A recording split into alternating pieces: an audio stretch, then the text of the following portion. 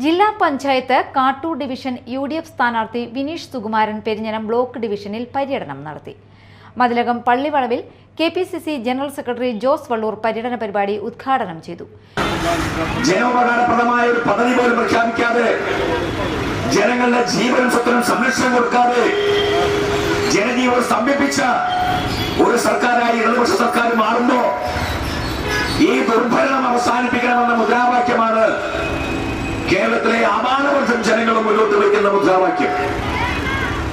അതുകൊണ്ട് തന്നെയാണ് ഈ തെരഞ്ഞെടുപ്പിൽ ഇടതുപക്ഷ പ്രസ്ഥാനങ്ങളെ സംബന്ധിച്ച് 1% പോലും വോട്ട് അഭ്യർത്ഥിക്കാനുള്ള ധാർമ്മികത അവർക്കില്ല എന്ന് പറയുന്നത്.